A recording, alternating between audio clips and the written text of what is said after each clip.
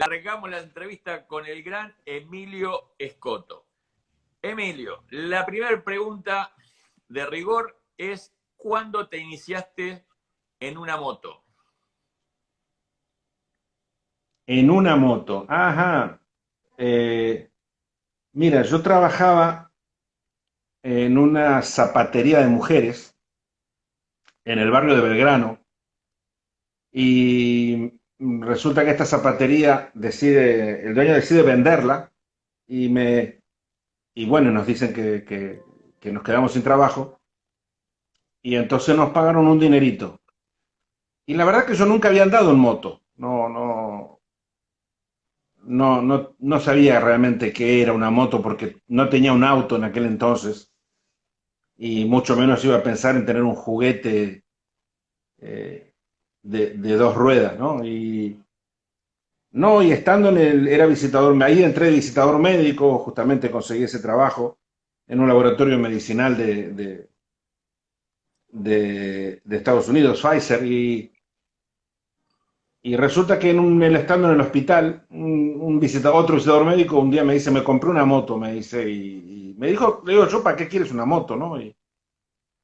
Igual yo no tenía dinero, era tan poquito lo que tenía que no podía pensar en comprarme semejante vehículo. Y entonces me pregunta si quiero que lo acompañe. Y lo acompañé y a los 25 años por primera vez entré a un concesionario de motos que era Honda, Ajá. en, ahí en la avenida Francisco Beiró, ahí en Núñez. Y bueno, él hacía sus papeles y yo me quedé impresionado. O sea, cuando miraba, de golpe ahí por primera vez, cuando uno entra a un concesionario de motos, ¿no? Y ve esos colores, ¿no? Brillantes y esos bólidos, a los cuales yo nunca le había prestado atención porque, hombre, bueno, porque tampoco es que tenía amigos en moto, ¿no? No tenía una cultura referida a ese tema.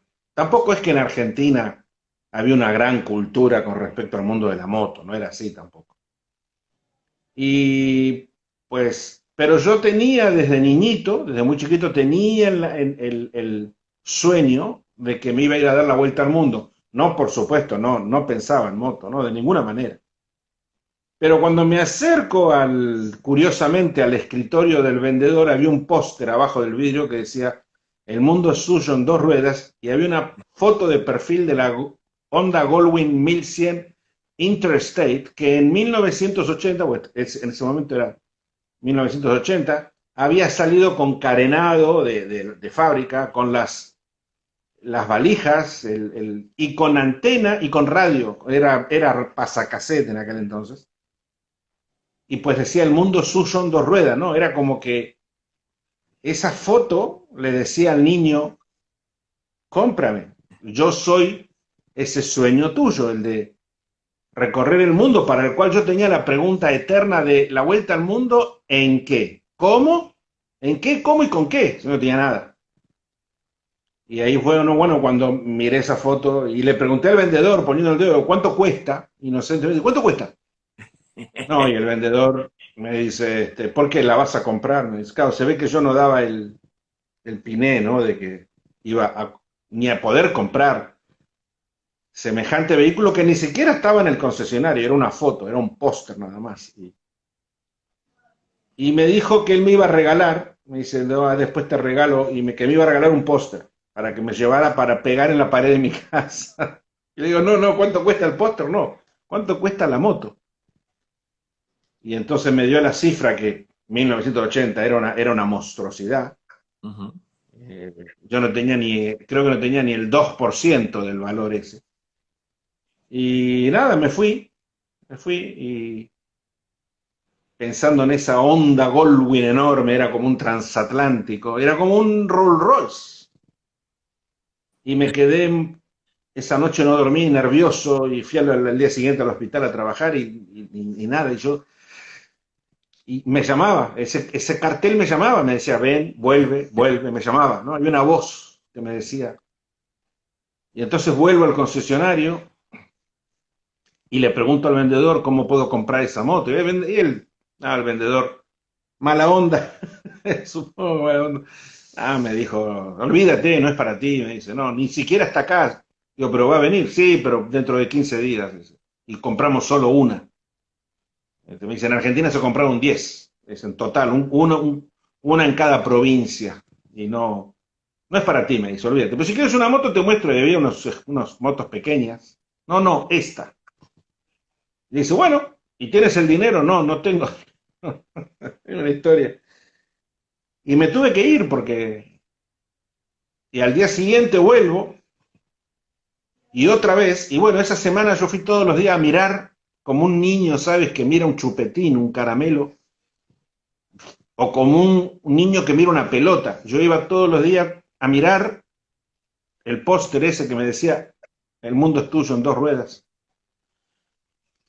Y al final el dueño dice, bueno, a ver que suba, porque había un altillo, que suba ese, que suba. Y subo, y bueno, y estaba el dueño, Don Reina, porque era Honda Reina, me acuerdo, un concesionario oficial. A veces la gente me pregunta, ¿por qué elegiste una moto? Yo dije, yo no elegí nada, me eligieron a mí. Y, y ahí me dice, siéntate, y dice, ¿qué pasa contigo? Que vienes todos los días. Me dice, no, que quiero comprar la moto. Bueno, y ¿quieres el dinero? Costaba $16.000. Le digo, no, pero usted me la puede financiar. Me dice, bueno, hablando me dice, ¿y cuánto vas a poner? ¿Tienes que ponerla? No, yo no tenía la mitad del dinero. Y al final me dice, bueno, ven mañana a ver qué hablamos. Y al día siguiente vuelvo y ahí me dice, bueno, me la vas a pagar en 12 cuotas, $16.000 en 12 cuotas, con un interés que se iba a $26.000. En un año, 12 cuotas más 2 más 4. O sea, perdón, más 4 más 2. O sea que en 12 meses eran una montaña de cuotas. Que yo no iba a poder pagar, no iba a poder pagar. Pero no en dólares.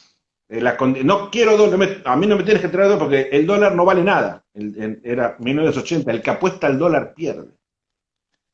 Y entonces, Martínez de Oz, la tablita, y entonces era en pesos. Y yo cobraba, más o menos, si fueran dólares, $1.000, pongámosle, por mes, en pesos. Pero con los intereses yo no lo iba a poder pagar, aparte tenía que vivir, y la cuota era prácticamente mi sueldo entero. Conclusión, yo firmé todos los papeles, la gente me decía que estaba loco, que había cometido un error, por qué había hecho eso, pero yo veía mi sueño del niño, ¿no? Lo que había soñado, lo que toda mi vida había dicho, que un día me iba a dar la vuelta al mundo, aunque todos se reían, ¿no? Y firmé todos los documentos, para lo cual pasé a ser un inmaduro, estúpido, para toda la gente. Y 2 semanas después llegó la moto, que estaba sobre una plataforma girando, y yo me acerco a la vidriera y la veo. Y claro, impresionado. Y la gente paraba los autos, los taxis paraban ahí en la avenida y se bajaban a mirar ese monstruo, ese plato volador que 1980. Eso no era una moto, eso no era algo conocido, no era una moto. Era gigante, negra. Bueno, cuando la compré me acuerdo que le dije, bueno, yo quiero el color negro. Me dice, me acuerdo que el dueño me dijo, no, no. Dice, el color, olvídate, me dice, vienen 8 bordeaux y 2 negras. Y no sé cuál, el cajón que te toque, te toque. Y el cajón que le tocó a él era negra, con líneas doradas. Me acuerdo porque yo siempre digo que era como el Sean Player Special de Fórmula 1, ¿no? Sí, sí, de esa época. De aquella época. Era igual, era el Fórmula 1, era el John Player Special de Fórmula 1. Y entonces estaba la moto girando y yo no me animaba a entrar porque había tanta gente en la vidriera que me daba vergüenza. Yo nunca había tenido un vehículo, no había tenido un Fiat 600. ¿Cómo iba? Me daba vergüenza, ¿no? Bueno, conclusión, entro porque ahí me ven de afuera, yo con mi traje de visitador médico. Y entro y me la presentan ahí. Yo ni la toqué. Y me dijeron, no, no, mira, va a estar acá 3, 4 días. Y después veremos, te la daremos, porque mira la gente, ¿no? Claro, atraía mucha gente. Nada, y a los 3, 4 días me llaman que estaba lista y ahí firmamos los últimos papeles. Y ahí me dicen que me entregan la llave y yo mi primera pregunta cuando me entregaron la llave fue, ¿cómo se arranca? Yo pensé que era como un auto, ¿no? Y no era así. Entonces cuando vieron que, dice, ¿tú no sabes manejar moto? No. Ahí la sacaron afuera la moto, la sacaron a la calle, claro, para que ni me suba. Y ahí vino un señor, un mecánico creo que era, que me explicaba cómo era. Con esta mano tocas el botón con esta mano el otro, con el pie, la punta para abajo, después otro para... Yo cuando me explicaba todo eso, con el pie derecho, el freno de atrás, Yo decía que estamos todos locos, esta gente está equivocada. Me acuerdo que lo primero que pensé, no, acá están equivocados. ¿Cómo va el cerebro a darle instrucciones a las dos manos y a los dos pies? No puede Sí. ser, acá hay algo que no está bien. Un auto es el arranque, el cambio y manejar. Y cuando él me iba contando todo esto de la punta del pie para abajo y la punta para 2, 3, 4, 5 para arriba y el brague y el acelerador con otra mano y el botón del arranque ya no coincidía. Así que bueno, me la entregaron y salí por la calle que era adoquinada, estaba mojado y despacio fui hasta la esquina y no me acordé comer al freno, no sé comer, no me acordaba dónde estaba. Y quise frenar con los pies y me caí y rompí el primer espejo. Así que me convertí en motociclista en 1980 cuando compré la Honda Goldwing Ajá. y recorrí 50 metros y me caí y rompí un espejo de la moto. Ahí pasé a ser Emilio Scotto motociclista. Y bueno, por algo se empieza y bueno, fue por una caída. Así es, pero ya tenía el vehículo, ya la respuesta a en qué se había consumado. En moto, ¿por qué no? En moto. Y yo veía, cuando miraba la moto, veía mi casa. Ahí yo veía en valijas, donde podía poner mis cosas, la radio que podía escuchar música. Yo veía mi casa, ahí yo pensaba que ahí iba a vivir, pensaba que ahí iba a vivir. No me imaginaba en 1980 Ajá. cuánta realidad iba a haber en ese pensamiento, porque fue mi casa. La princesa negra se convirtió Sí, en sí. mi casa, y dormía arriba de ella, ¿no? Pero de 1980, que ya tenía la moto, bueno, ahora puedes irte a convertir tu sueño en realidad, no era tan así, ¿no? O sea, una cosa era decir, me voy a dar la vuelta al mundo, otra cosa hacerlo. Un día que llovía y hacía frío ya no era tan sencillo irte a dar la vuelta al mundo. Y pasaron 5 años hasta que finalmente el 14 de enero de 1985 había ya renunciado a mi trabajo, había juntado $300, había pagado la moto porque cayó Martínez de Oz, subió el otro ministro Sigó, el dólar se disparó, de 170 pesos pasó a costar 6.000, quiere decir que el salario que yo cobraba en pesos era tanto que las cuotas no valían nada, era un poquito de dinero la cuota, era el valor de una cajita de cigarrillos, o sea, en 3 cuotas me había encontrado con una moto gratis. Pasé de ser un inmaduro, estúpido, a ser un héroe, como yo sabía que eso iba a pasar, ¿no? Yo no tenía ni menor idea. Pero conclusión, me quedé dueño de una moto. El concesionario quebró, al año cerró, pero otra cosa era decir, ahora me voy. Bueno, no había tanta valentía, no había información, teníamos 4 canales de televisión, Sí. 4. No había mapas, no había teléfono, no había nada. Entonces, bueno, era el sueño, ir a todos los países del mundo donde viviera un ser humano. Sí, sí, claro, pero ¿y tu vida? ¿Y tu gente? ¿Tu madre, tu perro, tu hermana, tus amigos? Ir a jugar al tenis con un amigo, tu trabajo, visitar médico, o sea, ¿y ahora? Y entonces, bueno, el 14 de enero del 85, solito porque no hubo fiesta, no hubo despedida, nada. Lunes a las 6 de la mañana le entrego las llaves del departamento al portero, que es un departamentito que rentaba en Belgrano, y me dice, pero ¿y cuándo vuelve? Le digo, no, es que me voy a dar la vuelta al mundo. Bueno, acuérdese que el mes que viene hay que pagar las expensas, me dice. Imagínate, vuelta al mundo, me imagino que él pensaba que era un mes. Y mi madre me acompaña en un Suchevi Nova, con mi hermana y mi perra Boxer Sugar arriba, y me acompañan hasta el puerto de Buenos Aires, porque yo había pensado, había decidido que en lugar de subir por lo que había escuchado así lejanamente, que era la ruta panamericana, había decidido ir por donde todos decían que no había carretera, por el Brasil. Yo decía, bueno, siendo que tengo tan poca inexperiencia, más vale que me haga hombre cuanto antes. Y partía por Uruguay, que no era buquebús como hoy en día, era el vapor de la carrera. y me acompañan, no, mi madre, mi novia no me acompaña porque mi novia, que se llamaba Mónica, que hoy en día es mi esposa, Ujú. vivía muy lejos, tenía que tomar varios colectivos, entonces no llega a despedirme, llega cuando en realidad, cuando el vapor ya había arrancado. Así que en el puerto me despedían mi madre, mi hermana, mi perra que aullaba, mi perra boxer que le dio un beso en el hocico, que le dije espérame, y subo y tomo la ruta hacia Montevideo. Lo único que yo sabía, nunca había ido, pero sí sabía Punta del Este, el lugar de los argentinos, ¿no? Hasta Punta del Este era como que yo sabía, había escuchado. Ya después de Punta del Este para arriba, no era, para los argentinos era como que muy pocos ya llegaban un poco más arriba, ¿no? A Florianópolis, pero cada vez menos. Y después algún argentino osado ya llegaba como hasta Río. Después, listo, el mundo no pasaba más de eso. Ahí, bueno, entonces yo comienzo el viaje, llego a Montevideo y luego a Punta del Este. Punta del Este estaba en plena temporada, lo que se llama la temporada. Las vedettes, los actores, qué sé yo era nadie. Jet set cero. Era un simple argentino con una moto gigante, donde lo único que llamaba la atención era la moto, pero nada más. Y mientras todos dormían en grandes hoteles, yo me fui a la salida de Punta del Este a poner mi carpa y dormir adentro de una carpa, una carpita. Porque no tenía dinero, no es que podía meterme a conocer gente. Y bueno, ahí daba vueltas en la famosa Punta del Este.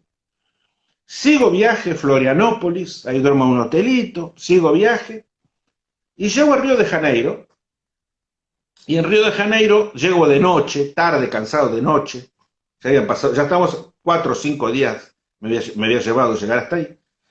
Y entonces conozco una muchacha que pasa caminando, brasilera, una señora, me llevaba 2, 3, 4, 5 años, Sonia, nunca me voy a olvidar su nombre, vestida como de tigresa.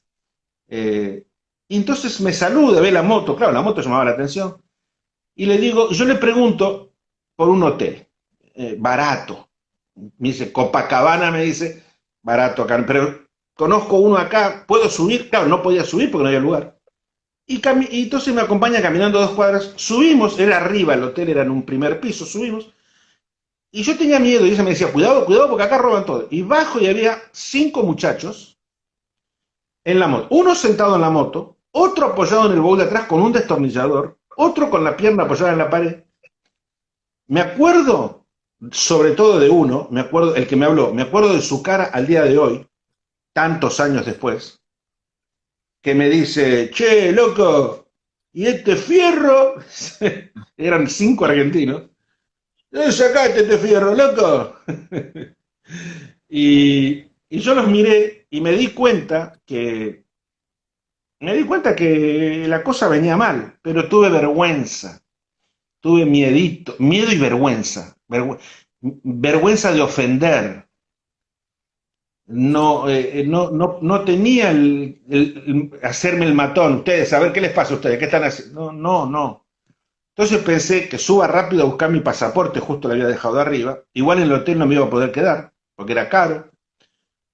En el tiempo que subí a buscar el pasaporte y bajé, cuando volví ya no había más nada. Excepto la moto, no tenía nada. Me habían vaciado absolutamente hasta la última media. Todo. Lo único que me quedó el pasaporte, la cámara de fotos que yo la llevaba colgando, la única camarita que tenía, un short. Me alivianaron la moto, me la alivianaron. La verdad que cuando me subí, ahí en ese momento pensé, ¿y ahora qué hago? Me tengo que volver para Buenos Aires, no tengo nada. Tengo que ver cómo. Y dije, no, este es el mundo, esto va a pasar, esto y otras cosas, miles. Este es el mundo, tengo que seguir, tengo que aceptar cada cosa que me suceda. Y bueno, y entonces ahí dormí, después seguí viaje, con la moto se manejaba, ahí la disfruté, porque estaba tan liviana, y llegué a Salvador Bahía, que ya era, pero ahí fíjate, cuando yo cruzo el puente de Niterói con una tormenta, ese año hubo una tormenta, una de las más grandes que se conoce en la historia, el Niño golpeó a Sudamérica, esa zona, terriblemente, me golpeó a mí de una manera mortal, no sé cómo yo sobreviví, Veía pasar los cadáveres en el agua, las vacas, o sea, la tormenta del Niño fue desastroso y ahí me agarra también una congoja. Cuando cruzo el puente de Niterói, ya yéndome para el norte, se hacían 3 semanas que yo estaba en la ruta. Y nunca yo había estado 3 semanas en mis 30 años de vida sin trabajar. Yo había comenzado a trabajar a los 15 años, cuando tuve que dejar la secundaria porque en mi casa no había dinero, no había comida pues, tuve que ir a trabajar de cadete, limpiando los vidrios de un negocio y los pisos. Y de golpe me sentí que algo estaba haciendo mal. Fíjate que no estoy cumpliendo con la sociedad, no estoy trabajando, sigo de vacaciones. Yo nunca rompí esa barrera de las 2 semanas de vacaciones. Y me sentía muy mal. Algo no estaba bien. Y recién cuando cruzo el puente de Niterói, que estaba ya mucho viento, casi me voy con un camión, casi me empuja, y llego del otro lado y ahí rompí el cordón umbilical. Ahí empecé a sentir que había cortado la cadena con el ancla, la bola de hierro que arrastraba conmigo, los tabúes. Y ahí rompo y ahí sigo viaje. Y es en Salvador Bahía, cuando yo llego sin un centavo, no tenía dinero, y entonces me voy a la playa y yo ahí pienso, ¿y ahora qué es lo que se hace? ¿No? Y ahí se acercan 2 brasileros, uno blanco y uno negro, en un jeep. Y el blanco, Jair Santos Neto, no me puedo olvidar nunca, me pregunta, ¿no? Por la moto, argentino, que era raro.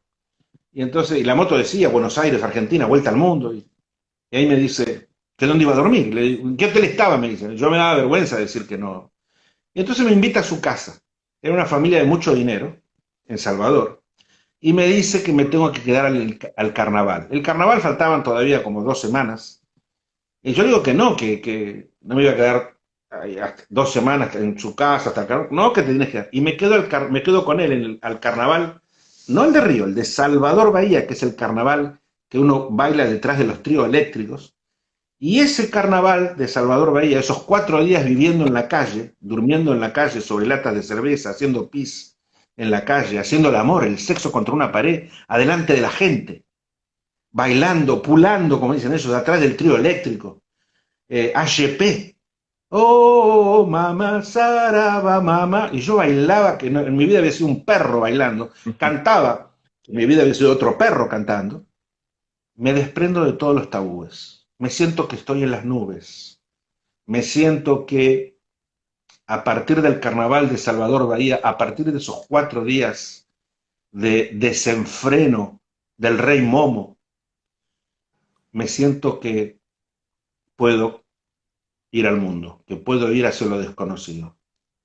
Y a partir de Salvador, diría yo que comienza ese Emilio Scotto que creía que había muerto en su departamento en el vidrio cuando se despide del Emilio Scotto y le dice hasta adiós, nunca más, porque este era otro, que sabía que iba a haber una vida diferente, pero ahí es donde en Salvador donde finalmente se corta todo, se termina y sigue viaje un muchacho de 30 años sobre una Honda Goldwing que con un nombre, Emilio Scotto, un pasaporte, pero que era otro, que iba a renacer en otro camino, por otras circunstancias, en otra dimensión. Y comienza ese viaje, Victoria, toda la costa de Brasil, hasta que, bueno, llego al río Amazonas, a Belén, y donde ahí me dicen que me había equivocado. Bueno, hasta acá llegar a Belén do Pará, muere el presidente de Brasil, Tancredo Neves, Fafá de Belén cantaba Corazón de Estudiante. Yo lloro con los brasileros, lloraba cuando Tancredo Neves muere, lloro. O sea, me había convertido en brasilero, que era lo bueno. Empezaba a convertirme en ciudadano de los lugares que visitaba. Y ahí me dicen, bueno, muy bien, pero se equivocó, tiene que volver a Buenos Aires y subir por la Panamericana, porque por acá no puede seguir, acá está el río Amazonas. Bueno, pero por el Amazonas se navega, sí, pero acá no hay barco de turismo, no había ningún barco de turismo, ¿no? Había barcos para los garimpeos, los buscadores de oro y diamantes. La cuestión es que nadie me quería llevar, eran gaiolas, estos barcos eran gaiolas, ¿no? Esos barcos como la película Fiscarraldo, ¿no? Y al final convenzo a un barco, el Moreira Bahía, el capitán Barbosa, me acuerdo, lo convenzo y me lleva, porque encima tenía que llevarme gratis además, ¿no? O sea, yo no tenía dinero, papá. Así que me voy navegando con los garimpeiros por el Amazonas hasta Manaus. Y en Manaus, hay también otro problema. Llego a Manaus, que todavía no era la ciudad franca que es hoy en día. Todavía no era Manaus así. Era la ciudad medio abandonada, que todavía le faltaba levantarse después de la época del caucho, que había muerto.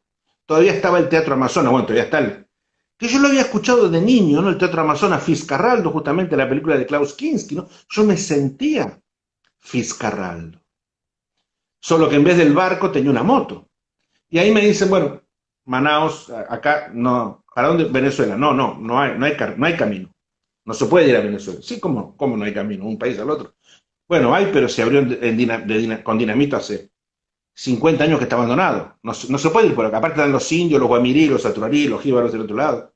No, pero es una brecha, pero no puede ir. Aparte el gobierno no lo deja, señor.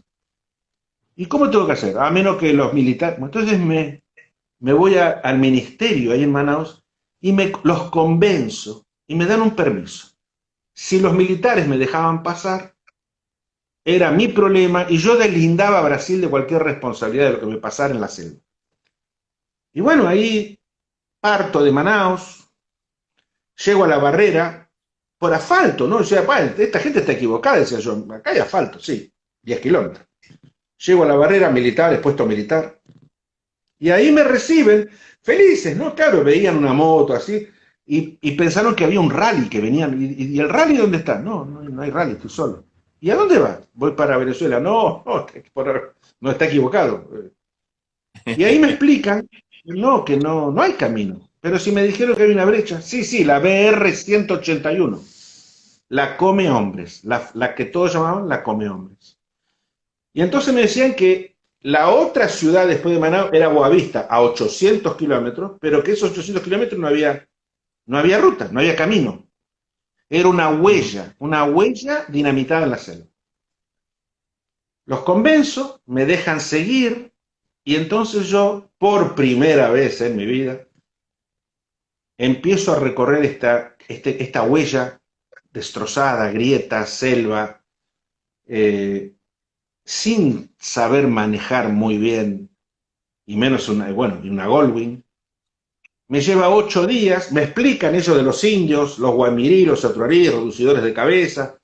En aquel entonces estaba la FONAI, Fundación Nacional do Indio, donde me explicaban, hay todavía 70.000 indios que jamás han visto un blanco. Los aucas, que se habían retirado a lo profundo de la selva y que habían declarado que cualquiera que entrara lo iban a matar. Hay películas, sobre todo de unos misioneros que mataron los aucas. Y yo con una inocencia, pero con el mundo que me llevaba sobre el desconocido, que había soñado toda la vida, recorro ese camino, mi primer camino de tierra, de piedras.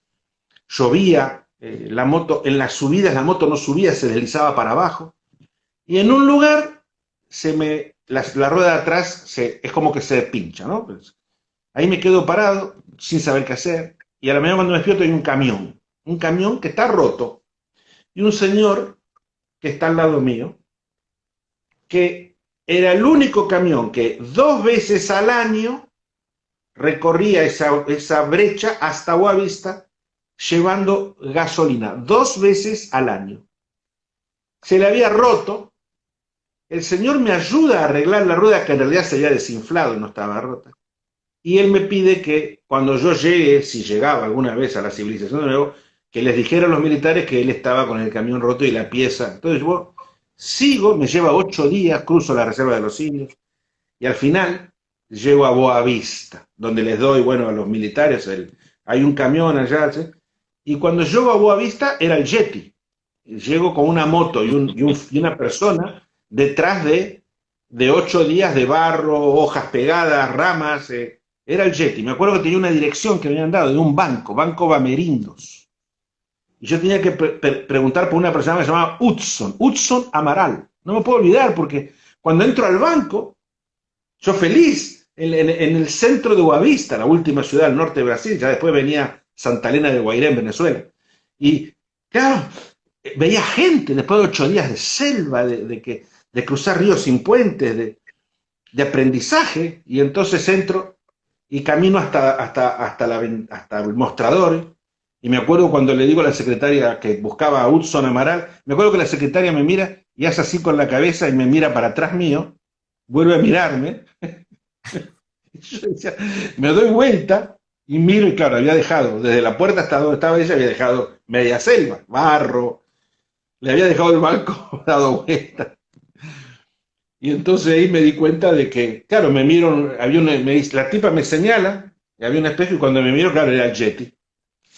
Y ahí le digo que me disculpe, bueno, pero que debajo de eso había un ser humano, y bueno, vino Hudson, y bueno, y así cruzo a Venezuela, seguía el camino muy mal, las montañas de Venezuela, lo que llaman la escalera. Ahora hay una carretera, una autopista incluso. En aquel entonces lo llamaban la escalera. Uno iba subiendo por piedras a la montaña de Venezuela, por piedras que eran, por eso le llamaban la escalera, no es que era una escalera, era un camino todo roto así con piedras.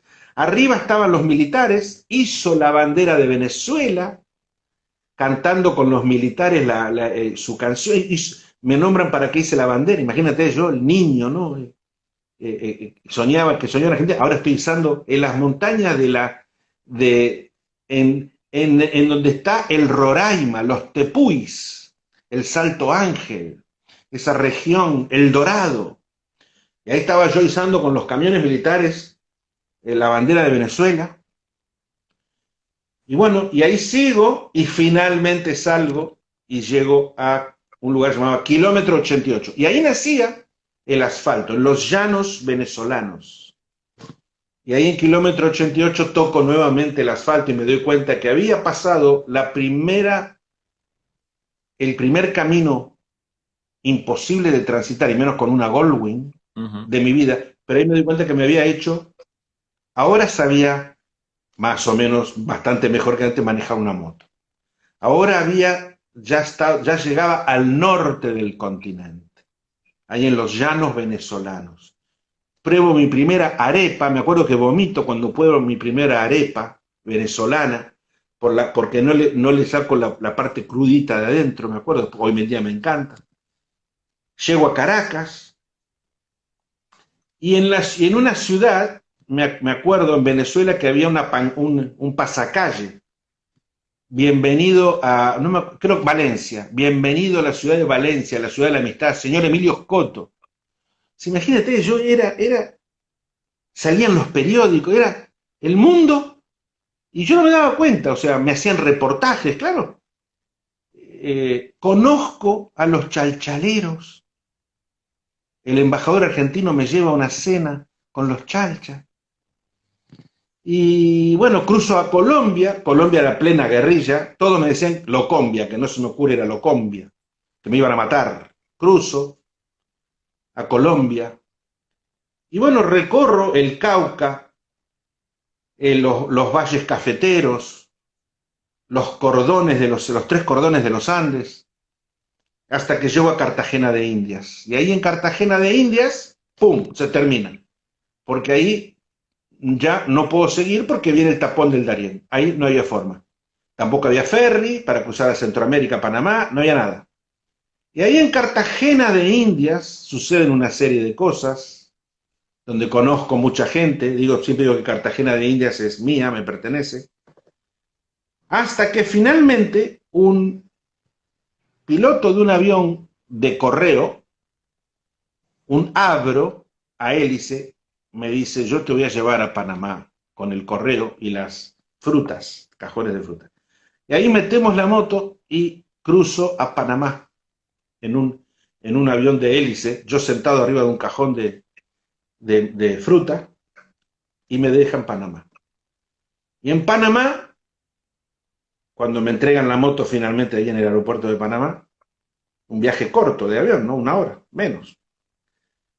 Y ahí empiezo a recorrer, Panamá estaba en pleno desastre, todavía estaba Noriega, los americanos estaban tratando de ver cómo parar a Noriega, Noriega tratando de ver cómo le ganaba a los americanos, o sea, los carteles de antiimperialismo por todo Panamá, la gente tocando bocina, porque todo el mundo tocaba, era tocar bocina, ¿no? Pi, pi, pi. No es el Panamá de hoy en día, era el Panamá otro país. Y ahí los argentinos, unos argentinos que conozco que vivían en Panamá, que me dicen, me ven la moto argentina, claro. Y entonces me dicen que ellos me van a pagar, van a juntarse para comprarme un pasaje para Miami, con la moto, en un avión. ¿Pero por qué? Porque no puedes pasar, porque ya después de Panamá, Costa Rica, pero después viene la guerra. Está plena guerra, El Salvador, Nicaragua y Honduras, plena guerra, sobre todo El Salvador y Nicaragua, la guerra de Centroamérica. Y yo dije, yo estaba con miedo, ¿no? O sea, y bueno, me acuerdo que escribí una carta de despedida, me acuerdo que a mi familia, yo escribí una carta donde me despido de mi madre, les digo que no lloren por mí, que bueno, que yo, claro, yo pensé, ¿por qué no? O sea, a ver, podrían haberme matado. Y digo que no, que yo tengo que ir porque mi condición era esa. No porque los países tuvieran ciertas condiciones que no eran las apropiadas, no los iba a esquivar. Tenía que ir a todos ellos. Y entonces parto, ahí cruzo las montañas, la famosa montaña de la muerte, en Costa Rica, San José, Cartago. Ya bajo y ahí sí me encuentro con la guerra. En Nicaragua, terrible, más en El Salvador todavía. En El Salvador, todos los puentes de las montañas destruidos, los militares, los camiones, los sacos de arena en cada búnker con las ametralladoras apuntando, cadáveres en las rutas. Fue muy duro, la verdad que fue terrible ver cruzar la guerra. Mucha gente no sabe lo tremendo que fue. Yo lo conté en el libro que fue Vietnam y Camboya, y no había mucha diferencia. La sangre que corrió en Centroamérica. Y claro, yo iba pasando por estos países en plena guerra, fui testigo de lo que sucedía, la CIA, el Irán Contra, las armas que Reagan vendía, todo eso yo lo vivía en primera persona, porque aparte me lo contaban, las armas que Reagan le vendía, bueno, ahora es historia, pero yo lo estaba viviendo ahí cuando pasaba, que le vendía a Pakistán, que luego la traía por el otro, o sea, estaba ahí. Y ahí, bueno, y ahí cruzo la guerra y llego a otra cosa terrible que fue el terremoto de México de septiembre del 85. México había sufrido un terremoto. Yo llego 30 días después, la Ciudad de México estaba destruida, los edificios habían caído todos los pisos uno encima del otro, como las Torres Gemelas después, ¿no? Los edificios acostados así, edificios altísimos que no habían terminado de caer porque estaban apoyados en el otro. Una México destrozada. Ahí yo reparto, me ofrezco con un periodista que se llamaba Saludowski, me ofrezco a repartir alimentos y un día me dan una camioneta para que reparta rosca de Pascua, aunque no era Pascua, pero rosca y chocolate y una ropita a cada niño yo tenía niños de 2 años, de 2 a 4 años. Y había una fila de gente agradeciéndome, gracias señor, me decían, porque yo de atrás de una camioneta les daba una ropita me agradecía a la gente que vivía en las calles. Un México que demostró una unidad increíble a pesar de lo que estaban viviendo. Y, y entonces veo este terremoto y después, bueno, ya sigo viaje y entro al gran país del norte, ¿no? Ya cruzo por Nogales a los Estados Unidos de América. Y por primera vez este muchacho, este porteño que tenía 4 canales de televisión en su país, 4 canales, bueno, y el 2, 5. Que Johnny Allen había crecido con Johnny Allen, yo había estado con Alfonsín solamente 1 año o 2 con Alfonsín, poco y nada, en realidad toda mi vida había sido que Isabelita, que Perón, que los Montoneros, en realidad no tenía papá. O sea, en realidad este muchacho de golpe llega al gran país del norte, ¿no? Los Estados Unidos de América, las tremendas autopistas de 6 carriles para cada lado, Arizona, el desierto de Arizona, los cactus, los aguaros. Y bueno, yo me voy para Los Ángeles, California, pensando, todavía, hoy no soy así tan inocente, ¿no? Pensando que yo llegaba a Los Ángeles, a Hollywood. No iba a Los Ángeles, yo iba a Hollywood, las películas. Mi madre siempre me había obligado de chiquito a ver películas. Yo iba a Hollywood pensando que que iban a haber luces y actores ahí en la calle y que llegaba. Me acuerdo cuando llego a Los Ángeles, había tantas autopistas que yo no sé dónde bajarme. Veía la ciudad ahí, pero yo seguía las autopistas yendo para perdido, hasta que vi una palabrita que decía La Ciénaga, como me sonaban, ahí me salí a la noche, enero, y ahí tenía una dirección de un argentino también que tenía una pizzería, y lo llamo por teléfono a las 11 de la noche, me pregunta dónde, bueno, le explico que me lo dieron a México y que vengo de Argentina, y tú dónde estás? En Los Ángeles, sí, Los Ángeles me dice, viven 20 millones de personas, Los Ángeles es enorme. ¿Dónde estás? Y le digo, no sé, me dice, bueno, deja el teléfono, ve a la esquina, es un teléfono público, y mira, y cuando vuelvo le digo, estoy en Pico Boulevard, me acuerdo, y me dice, tengo que conocerte, me dice, estás a 6 cuadras de mi casa. ¿Cómo puede ser que hayas el... Dice, tengo que conocerte. Conclusión, ahí voy. Al día siguiente, él era de noche, me dice, bueno, duerme acá, duermo en el garage. Me dice, mañana a la mañana te tienes que levantar y venir al living, porque van a venir varios amigos antes de irse a trabajar, porque mañana es un día especial. Ah, ¿qué pasa? Mañana sale el Challenger con la maestra McAuliffe, los 7 astronautas que iban en el Challenger. Entonces fuimos frente al televisor, yo me acuerdo que me senté en el suelo delante del televisor, y ahí el Challenger sale hacia el espacio y explota. Y entonces ellos estaban festejando, estaban parados, y yo veía que en la televisión también festejaban en las tribunas de Cabo Kennedy. Y yo miraba y yo decía, explotó, explotó. Yo veía que había explotado. No, que es así, que tú no sabes, que es así, porque los cohetes que se separan, me explicaban. Yo miraba y decía, ¿qué cohetes se separan? Esto voló en pedazos, ¿qué separarse? Y efectivamente ahí cambian las caras de los padres de la maestra, ¿se acuerdan? McAuliffe, la maestra. Y bueno, ahí comienza con la explosión del Challenger mi recorrido por los Estados Unidos de América. Me lleva 7 meses recorrer 30 y pico de estados. Dormía en carpa, no tenía. La gente, el americano se acercaba, me regalaban un tanque de gasolina. Yo todavía no escribía para ningún... Tenía una camarita Pentax, sacaba algunas fotos. Todavía no era nada. Era un viajero aprendiendo todo. Idioma.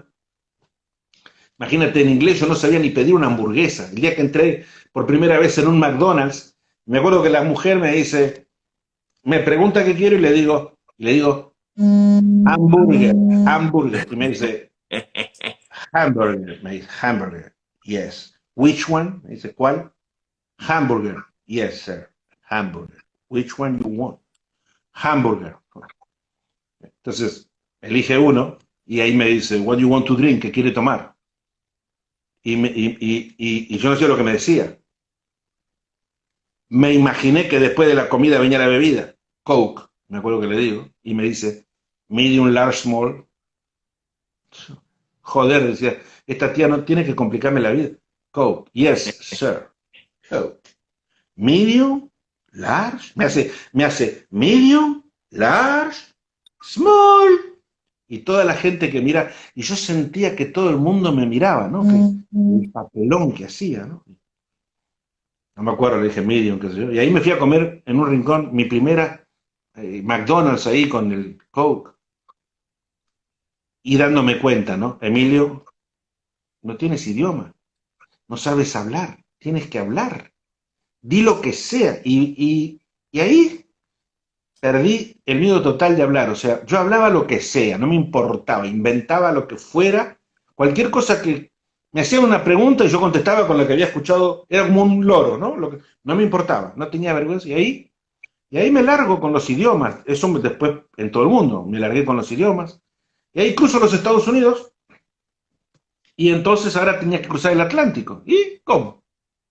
Y aparte, los barcos no te llevaba nadie, no es que uno iba al puerto y se subía a un barco, no.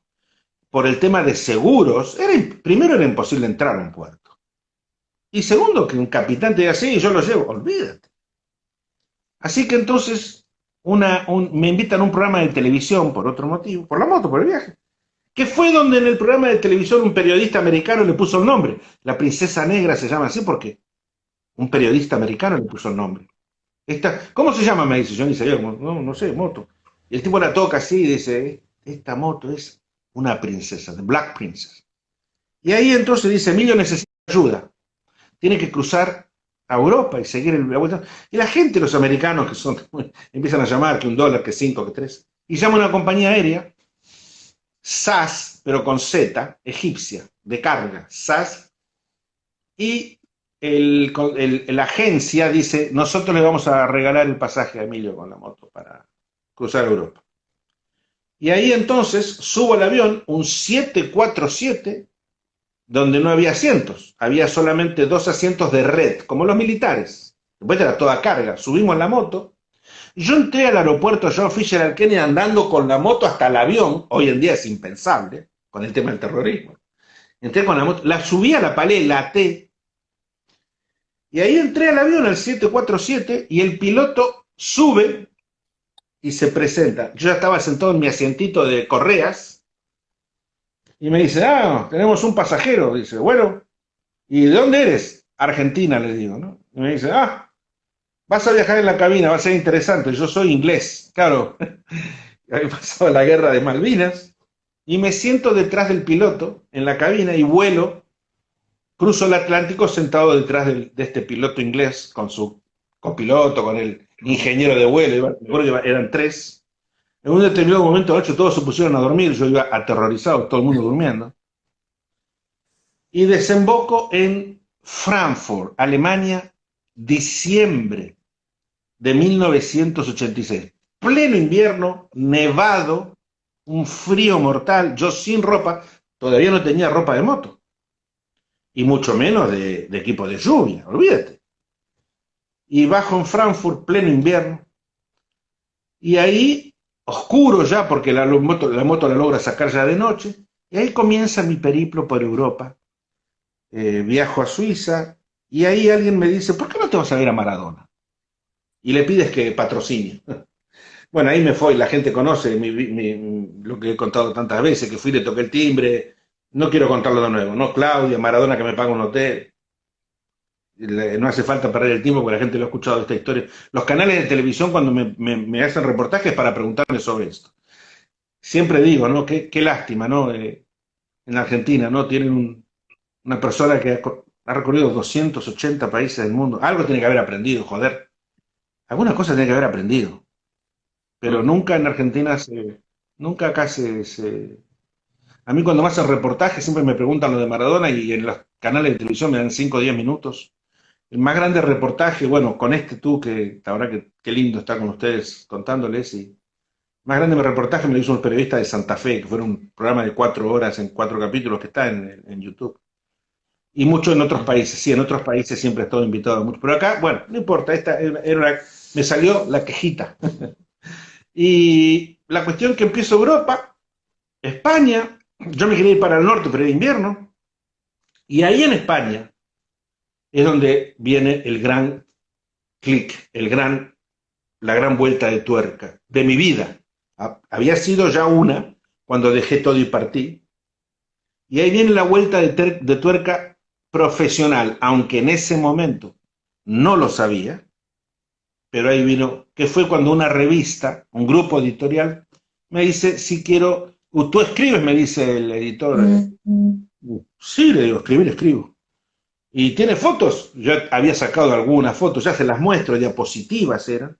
Bueno, más o menos está bien, vete y escribe tantas palabras, me acuerdo, yo no sabía lo que era escribir. ¿Qué sé yo? Yo escribo. Escribí 5 o 10 hojas, se lo llevé y se publicó en la revista. En aquel entonces estaba Motociclismo y Solo Moto en España. Se publica en Motociclismo, que era la más grande, salía semanalmente. Solo Moto salía quincenal, Motociclismo salía semanal, tenía una tirada de 200.000 ejemplares semanales. Y escribo el primer artículo, y lo que menos hablo es de motos, lo que menos hablo es de moto, de aceite, del motor, nada. Yo hablo de la guerra de Nicaragua, la guerra de El Salvador, los garimpeiros, los buscadores de oro, los que buceaban en el Amazonas. Yo cuento el otro mundo, o sea, hablo de los Estados Unidos, de Ronald Reagan, de otras cosas, de las casas que pasaban arriba de los camiones cortadas por la mitad, en 2 camiones en las autopistas de Estados Unidos. Y claro, fue un... Yo no lo sabía, pero se publica, me dan un dinerito, poquito, pero me pagan. Yo no podía creer que alguien me pagara por... Y ahí sigo viaje hacia el Cabo Norte. Tú interrúmpeme porque me estoy excediendo, me parece. Lo No, estoy no, no, está contando bien. con entusiasmo. Y llego al Cabo Norte, allá en los Lapones. Ahí recuerdo, ¿no? Laponia, helado, el cine, ¿no? Cuando uno iba al cine con mamá, Laponia, helado. Mira vos, los Lapones, que todavía vivían en carpas. Y ahí cruzo la Laponia hacia el Cabo Norte, Honis Gap, allá donde el sol de medianoche, que el sol no llega, sigue amarillo, no llega a bajar, llega hasta ahí, sube de nuevo, 24 horas, 24 horas al día, de día. Bajo por Finlandia, ya llego a Rovaniemi, donde nació Santa Claus. Ajá. Y mientras tanto, cuando yo parto, en España me dicen, bueno, si quieres, mándanos algún otro artículo. Así fue. Y yo, bueno, escribía con virome, ¿no? Llevaba bloc de hoja, no. Otra que no había esto, no había ni teléfono ni computadora. Y las mandaba por correo y yo no sabía que se publicaban. Ah, mira. Y resulta que se publicaban y yo seguía contando del mundo. Lo que yo no sabía es que la gente escribía cartas más, pedían más. Y se siguieron publicando artículos. Ahí se los mandaban a Italia, se los mandaban a Inglaterra, a Francia, y de golpe me encontré con que Europa seguía la historia de este argentino viajando por el mundo. Bueno. Alguna vez algún periodista escribió que era el Google de aquella época. Y completo el continente europeo con la bendición de Juan Pablo II, Bueno. que bendice la moto en Roma antes de irme para África. Emilio, te pido disculpas, te tengo que cortar, o sea, ya se corta la transmisión.